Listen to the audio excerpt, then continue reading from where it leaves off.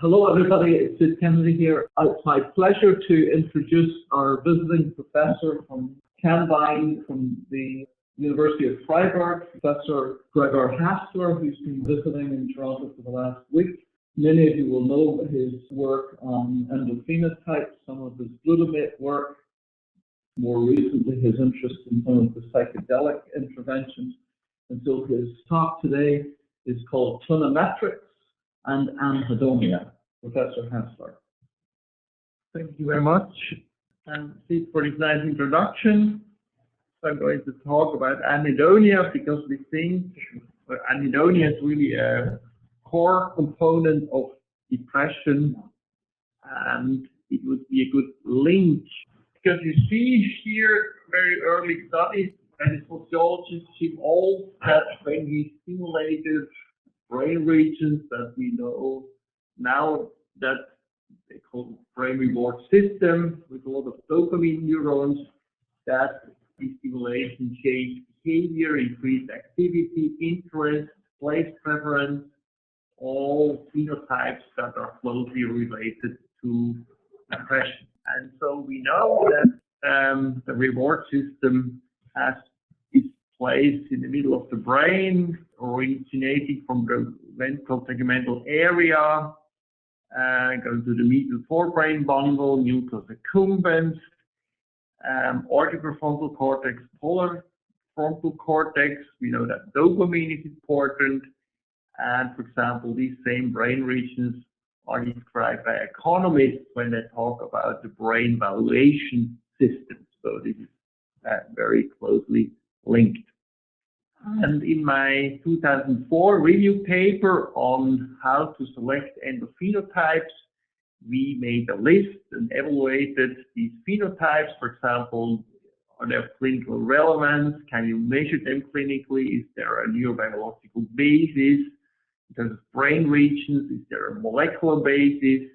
We found that anhedonia is really the most promising endophenotype for depression. You see categorical system, which we know of oxytocin, I will show you plays a role, serotonin, and impaired reward function is a very general term, is the assumption that this is the neural substrate of anhedonia. Sure, over the years we have realized that it is still quite complex to study anhedonia because this brain reward system is so extremely complex. It's just a list that's more a selection than really a full list. That you have approach behavior, here you have reward expectation, which may be very important in depression. You have low expectation, they lack, for example, pessimistic thinking. You have the cost-benefit analysis, where, for example, in partial remission, patients will say, sure, I'm interested to see my friends, but I want to call them, the risk that they don't have time, all these negative aspects are too important, so I stay rather at home by myself. Interesting is also preference, that many patients you see through stress, they're changing their preferences usually from social rewards to rather non-social rewards, because non-social rewards are usually highly available. Think in addiction, in eating disorders. So food is always there, people are not.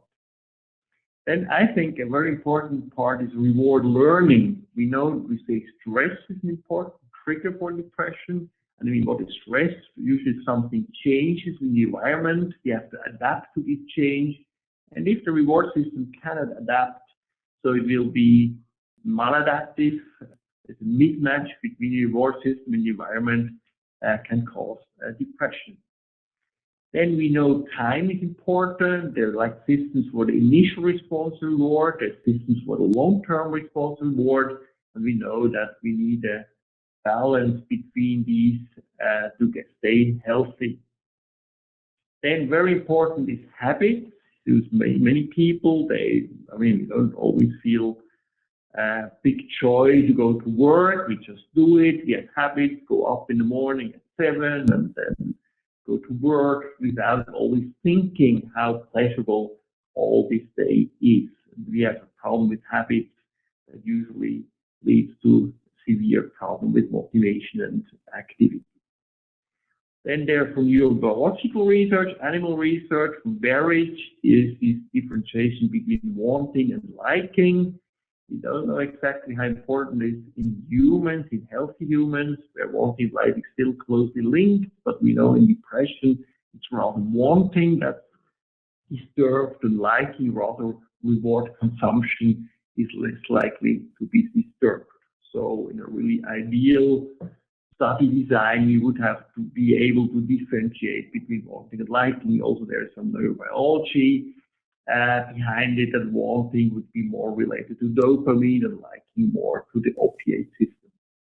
And then finally, new differentiation comes from philosophy, let's say, or clinical psychology, that humans are not just driven by pleasure. Meaning is very important. You have a vision, you think that's meaningful to you, really important. Rewards in terms of meaning. See this here, just an example, the self-determination theory. I think it's quite popular now in clinical psychology.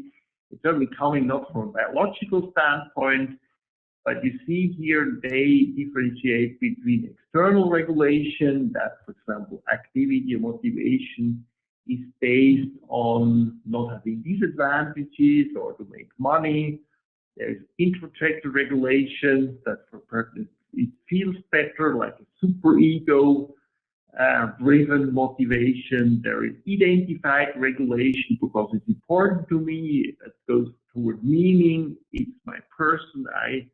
The person to do these kind of things to help other people. And then there is called intrinsic regulation. I just do it because it's fun. And we know, at least that's interesting, that people with a lack of intrinsic regulation or identified regulation, they are more prone to depression than people who have more than just external regulation. Here's just some more arguments why I think it's important to look at the reward system. I mean, a lot of neurobiology or research in depression and anxiety is focused on the stress system, on stress hormones, etc.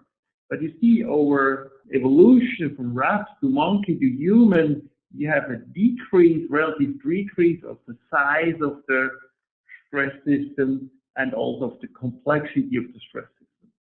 So that's certainly a problem in translation, that, for example, stress hormones are really important in animals, but in humans, even when we manipulate all the stress systems, this is all no, or just not a lot of antidepressant activity.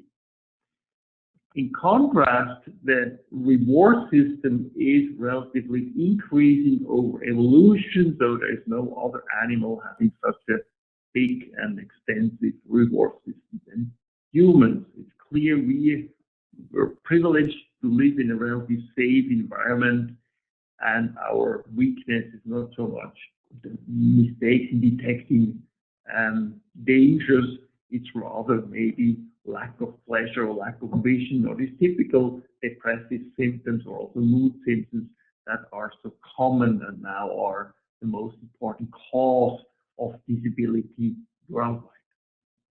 You also see here a change in neurogenesis. I mean, it's just a little part of neuroplasticity. It's more a metaphor, let's say, but you see in animals there is neurogenesis usually in brain regions related to the stress system, and humans uniquely have neuroplasticity in the brain reward system.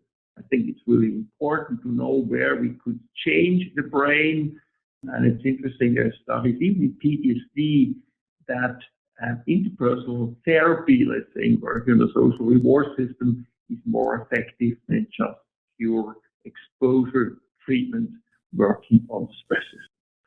So one way to get further in this complexity and to link these phenotypes to neurobiology is a catecholamine depletion, where you give subjects a drug called AMPT. You can do this in animals and humans over, let's say, more than 24 hours, and then you get a relative depletion or partial depletion of dopamine, also of norepinephrine, and then you can look at the symptoms or the brain activity, etc., that's related to a dopamine, a lack of dopamine.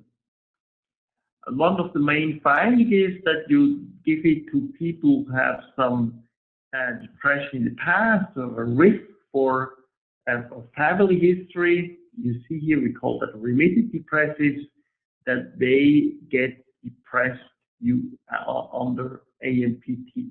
So their dopamine system is relatively weak, maybe in everyday life they're functioning, but just reducing a bit of dopamine, you induce anhedonia. You see this was very specific. It's also a subtype, so about 50 or 40% of these people with risk of depression under AMPT developed anhedonia as measured with the Smith-Hamilton pleasure scale. Below, you see the healthy volunteers. I mean, above it's a crossover study, the same subjects. Below, you see the healthy volunteer. You see clearly they don't have any anhedonia after AMPT. So this would kind of be now the endophenotype, that it's certainly complex endophenotype, that when you get anhedonic, when you deplete dopamine, that may be a risk for depression. Also here we looked at FDG PET, that means glucose metabolism in the brain, and we found in fact a correlation between FDG PET and this anhedonia measure. So that's consistent with the theory that the nuclear accumbens is an important brain region in anhedonia. Just showing you other data, for example, here on the placebo effect in the brain, and you see this really large parts of the brain gets activated with respect to reward expectations. And if you would compare it to a reward consumption, let's see, thinking about the chocolate induces way more brain activity than actually eating the chocolate. And they'll see this in culture, all these religions or marks or important people, they manipulated expectation, usually increased expectation. And I think that's also an important thing in psychotherapy. This may be a subtype of anhedonia where people could want and could like, but they don't generate expectation, positive expectations about the future. Here I wrote recently, just in the current version of the current issue of World Psychiatry, about understanding mood disorders on page 56. I talk about usually we don't know a lot about mood, healthy mood. We just always talk about mood symptoms, mood disorders, and it's amazing that this mood is now such a problem and why this is.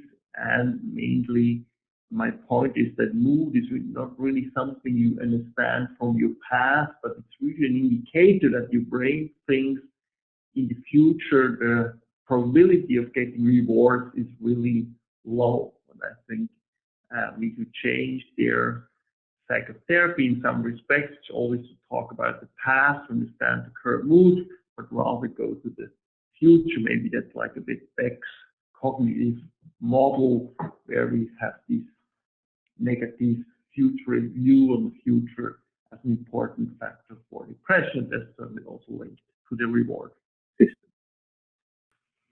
Here is now an animal study I present because they also used AMPT as we did in humans.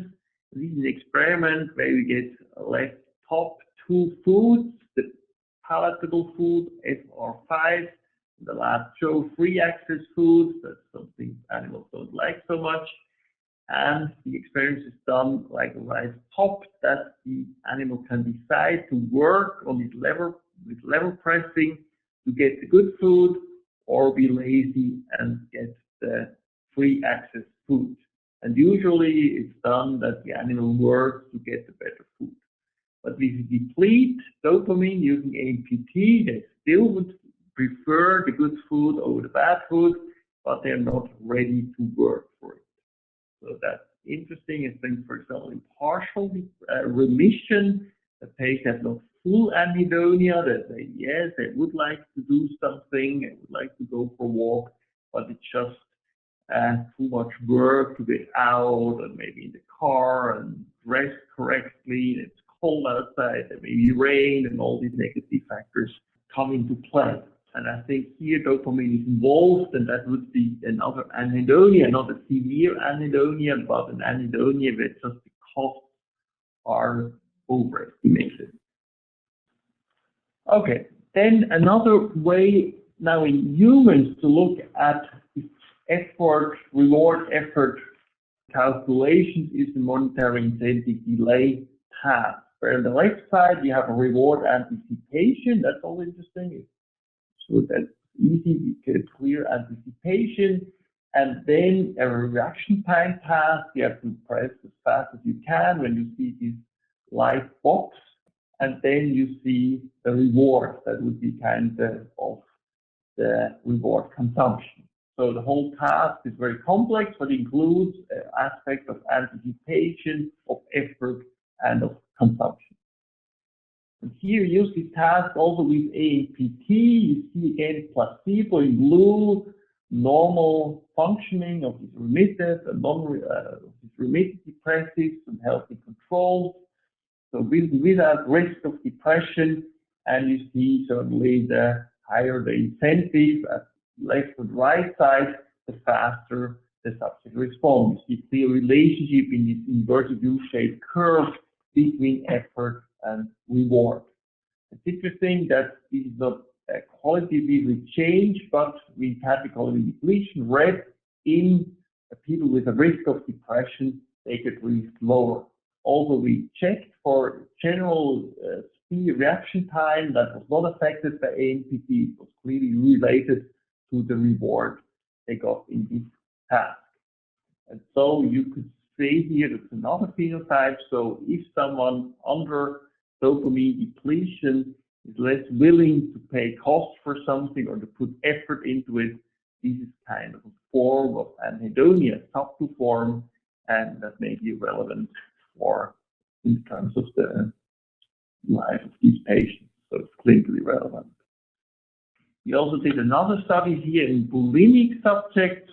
There you see we also use the monetary incentive delay task, but here we just looked at monetary earning over the whole task, what money they earned. It's a bit more complex summary measure, but you see here in healthy participants, if you deplete dopamine, they earn less and don't see these effects in bulimic subjects. That's something you see sometimes if someone has already symptoms, and I must say bulimic patients, they're not, here it was not in full remission, then AMPT doesn't affect you.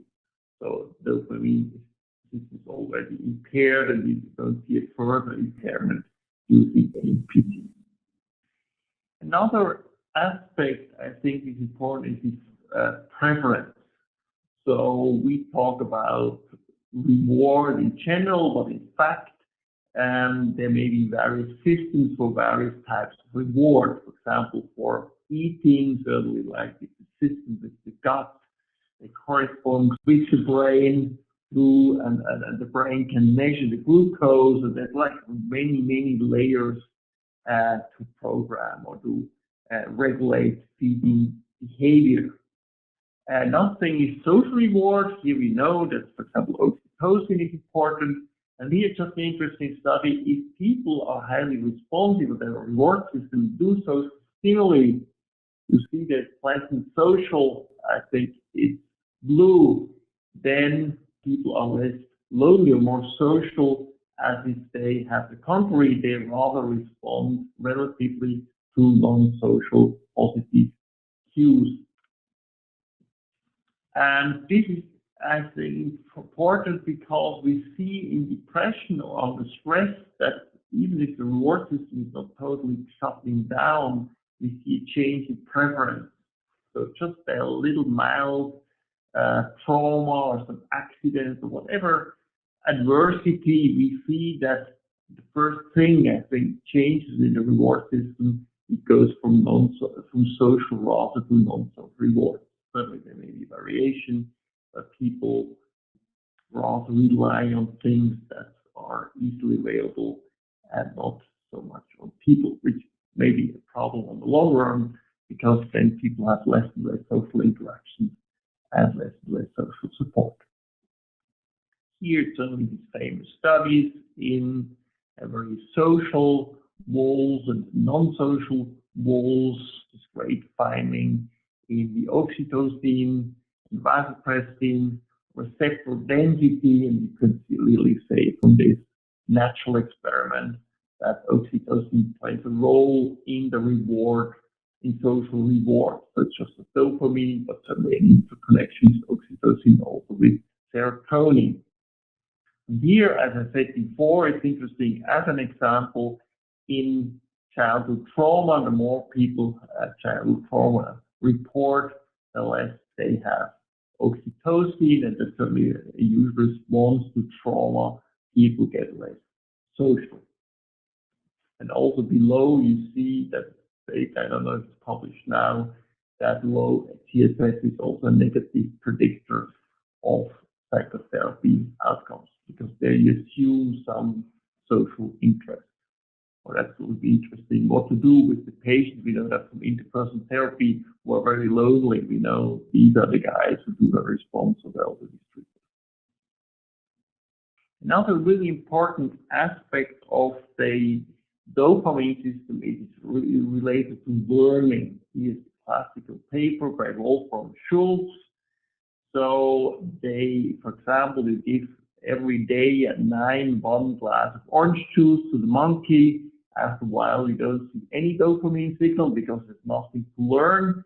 But then you give 2 orange juices, and you start to give it another time, and the second one at 11 a.m. Then the animal will see this, be surprised. It's like a positive prediction error.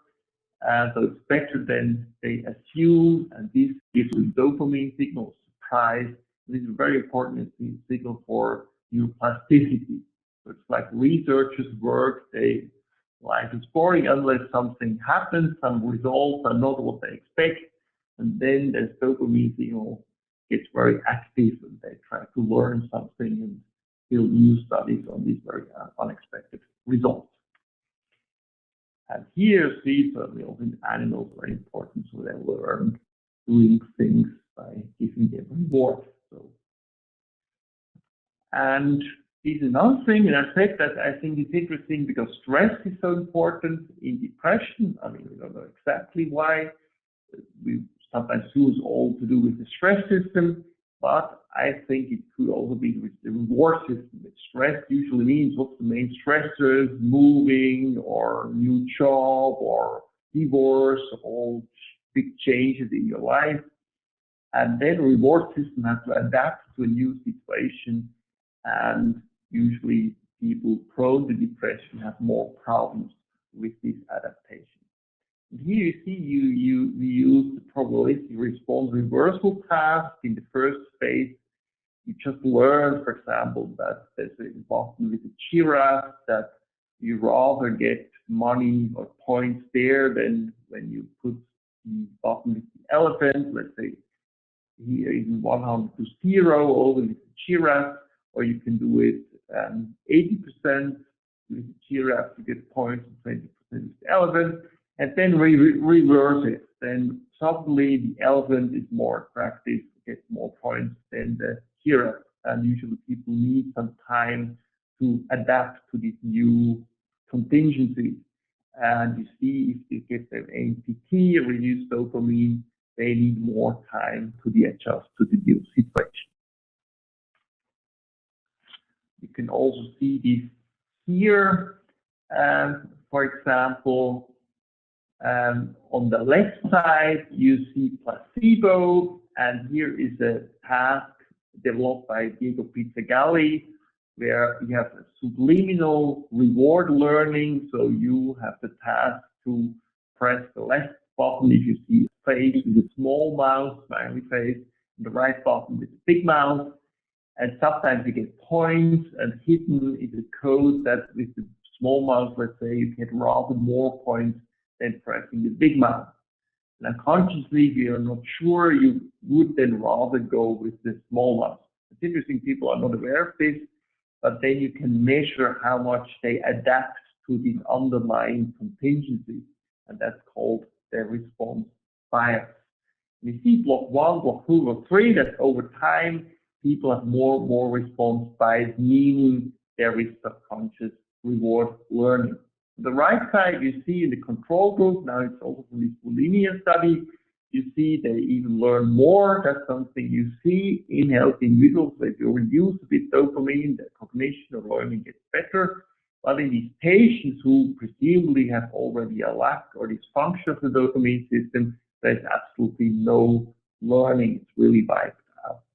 This could be, from my perspective, a model why stress is such a problem or change in life for people prone to depression or prone to, let's say, addiction. I mean, stress is also a very important factor in triggering addiction. Another important aspect is what economists call the intertemporal choice. Almost every minute or hour in your life, you have to decide, do I take now this cake, or rather I don't take this cake, and for my long-term body weight regulation, or you say, I'm now angry and show everyone that I disagree, or you go out to press this reaction for your long-term social integration or whatever. And here we know that the short-term rewards that can all be paired with depression, that people don't kind of take advantage of things that's just in front of them, that the dopamine system is certainly important in these short-term rewards. I wouldn't say they're short-term bad, long-term good. It's just you need a certain balance between these reward systems. And here you see you can use mathematical formulas, how much you discount rewards.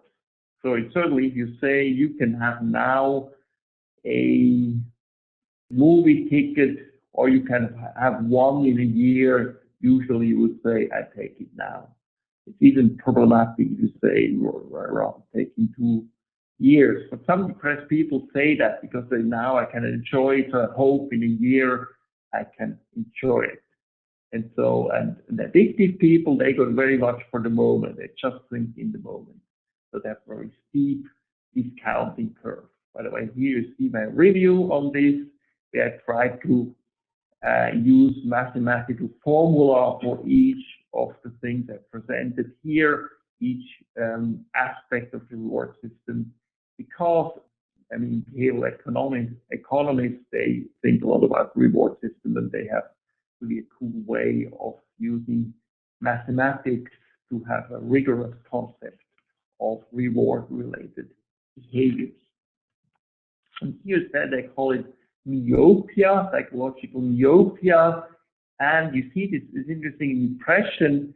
Some people have this, they just looking for the next moment, and usually that's the people who have high comorbidity with addiction disorders. They smoke, or for example in bipolar depression, you see this quite frequently.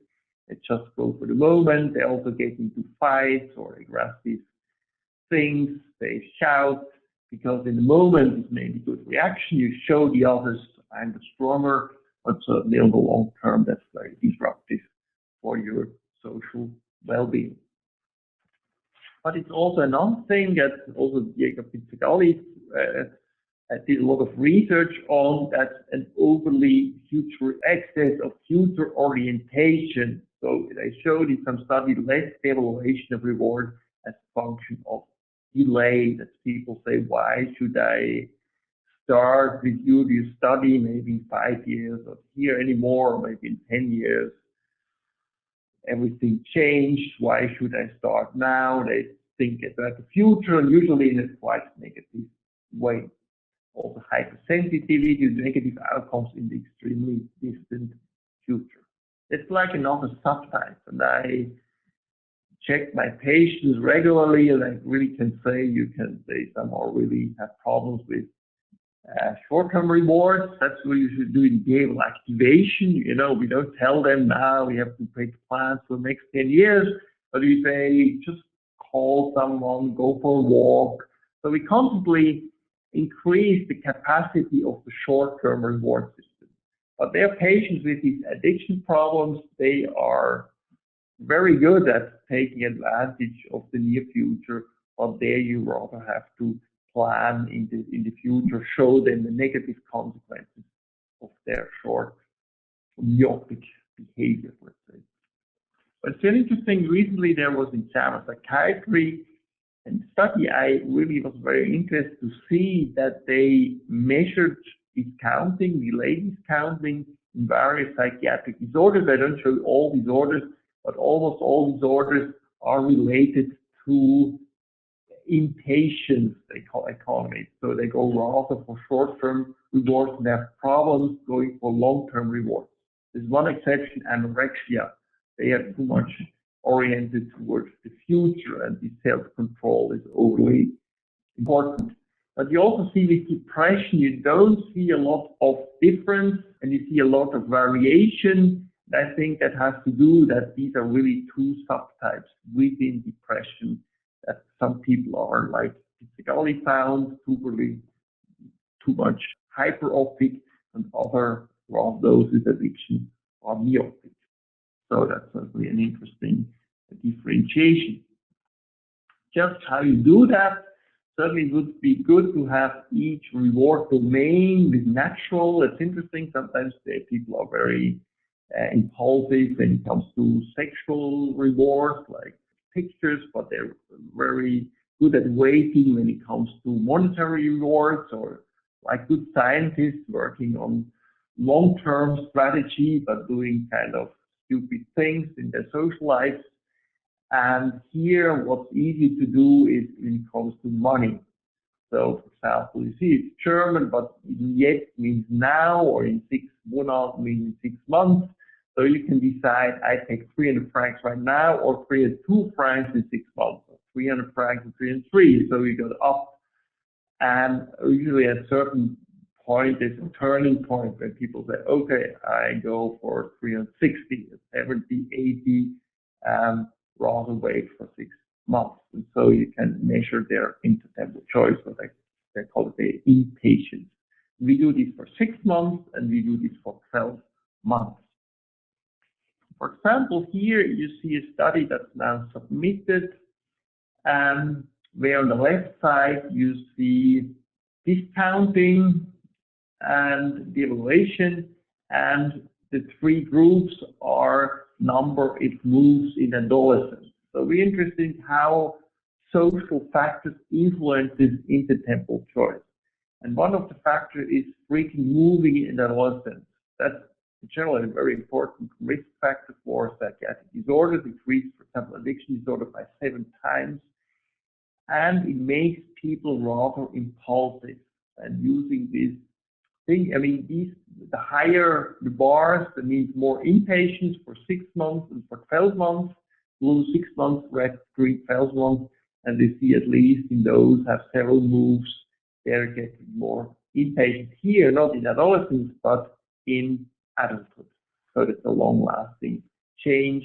Surely maybe genetic, that people have the genes for short-term rewards, they move more, so certainly we don't know exactly, but I think it's an interesting relationship.